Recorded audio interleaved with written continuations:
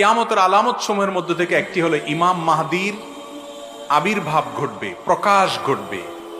ইমাম মাহদি এমন একজন মানুষ যার নাম হবে আমাদের নবী করিম সাল্লাল্লাহু আলাইহি সাল্লামের অনুকরণে, এবং তিনি পৃথিবীতে আত্মপ্রকাশ ঘটাবেন। আল্লাহ তাআলা তার আত্মপ্রকাশ ঘটাবেন কখন, কোন সময়টাতে, পৃথিবীর অবস্থা কি হবে এ সম্পর্কে হাদিসে যে বিবরণ এসেছে তার একেবারে সংক্ষিপ্ত সার বলতে গেলে, তার আসার আগে পৃথিবীতে দিন দুনিয়া থেকে বিদায় হওয়ার উপক্রম হবে।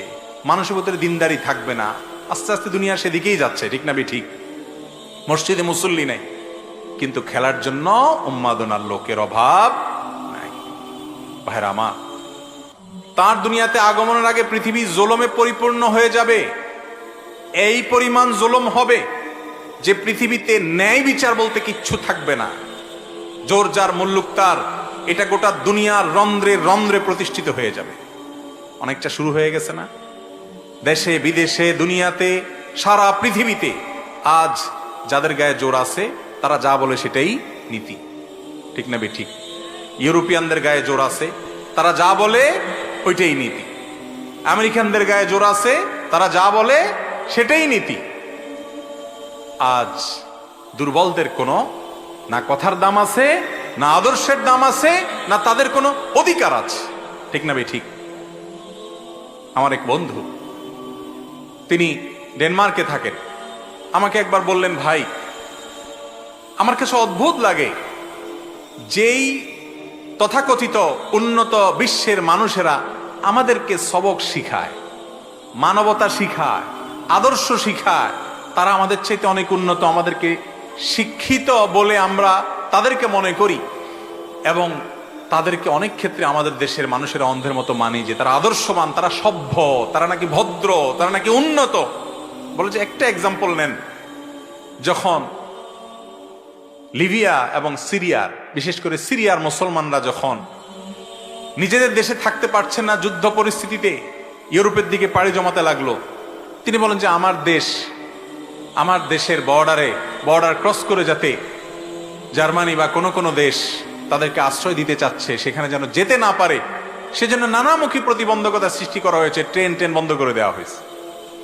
আবার যখন ইউক্রেন রাশিয়া যুদ্ধ শুরু হলো, এখন ইউক্রেনিয়ান যারা আছে তারা যদি কোনোভাবে এই বর্ডারে প্রবেশ করতে পারে, তাদের আশ্রয় প্রশ্রয়, তাদের সুবিধার জন্য যা দরকার সব তো বটেই।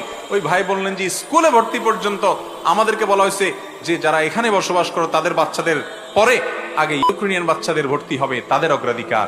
অর্থাৎ শরণার্থী হিসেবে যখন মুসলমান গেছে তখন নীতি একটা, আর যখন অমুসলমান গেছে তখন নীতি আরেকটা। এ হলো তাদের মানবতা। এইরকম মানবতার সবক প্রতি শব্দে শব্দে পাবেন। ফিলিস্তিনি বাচ্চারা কাঁদে, তাদের মানবতা তখন কাঁদে না। আর অন্য কোন জায়গার একটা কুকুরও যদি কাঁদে, একটা বিড়ালও যদি কাঁদে, সকল টিভির ক্যামেরা সেখানে কাঁদাকাঁদি শুরু করে, ঠিক না ঠিক? ভাইরা আমার, এইরকম জুলুম, এরকম অবিচার, এরকম গরমিল গোটা দুনিয়াতে শুরু হয়েছে, দিন দিন বাড়ছে। এটা বাড়তে বাড়তে যখন চরমে পৌঁছে যাবে, পৃথিবীর কোথাও ন্যায় বিচার বলতে কিচ্ছু থাকবে না, তখন ইমাম মাহদির আত্মপ্রকাশের সময় আসবে। মানুষ হতাশ যখন হবে, মানুষ নেতৃত্ব খুঁজবে, তখন ইমাম মাহদির আত্মপ্রকাশের সময় ঘনিয়ে আসবে। আল্লাহ রাব্বুল আলামিন তার আত্মপ্রকাশের আগে দাজ্জাল পাঠাবেন। দাজ্জালের অত্যাচার অবিচার চলবে, তার ফিতনা চলবে, যে ফিতনায় পতিত হয়ে অনেকেই দাজ্জালকে আল্লাহ মনে করে ঈমান হারা হবে। অনেক জাঁকজমকপূর্ণ দুনিয়া হবে এবং অনেক চমক সে দেখাবে। আজ পৃথিবীতে বহু চমক দেখে আমাদের অনেক মুসলমানের সন্তান বেঈমান হচ্ছে কি হচ্ছে না? বিজ্ঞানের চমক দেখে, এই চমক দেখে, সেই চমক দেখে আল্লাহর বিরুদ্ধে দাঁড়ায় যায়, আল্লাহর ব্যাপারে সংশয় সৃষ্টি হয়ে যায়। নবী করিম সাল্লাল্লাহু আলাইহি সাল্লাম ভবিষ্যদ্বাণী করেছেন এগুলো হবে, তো এরকম পরিস্থিতি হবে। ভাইরা আমার, এমন কি দুর্ভিক্ষ দেখা দিবে কয়েক বছর, কোন বর্ণায় 3 বছরের কথা, কয়েক বছরের কথা বিভিন্ন বর্ণায় আসছে যে ইমাম মাহদির আত্মপ্রকাশের আগে পৃথিবীতে এরকম দুর্ভিক্ষ দেখা দিবে। এরপর আল্লাহ তাআলা ইমাম মাহদির আত্মপ্রকাশ ঘটাবেন, তিনি লড়াই করবেন দাজ্জাল এবং দাজ্জালিপনার বিরুদ্ধে, এবং আল্লাহ তাআলা তাকে এমন একটা শাসন দিবেন যে শাসনে আল্লাহর পক্ষ থেকে বারাকা আসছে, আসমান থেকে বারাকা আসছে, সবকিছুতে বরকত আছে। পৃথিবীতে আবার তিনি ইনসাফ এবং নিষ্ঠা দিয়ে পুরো পৃথিবীকে পরিপূর্ণ করবেন। ইমাম মাহদী আসবেন এবং তার আবির্ভাব হবে।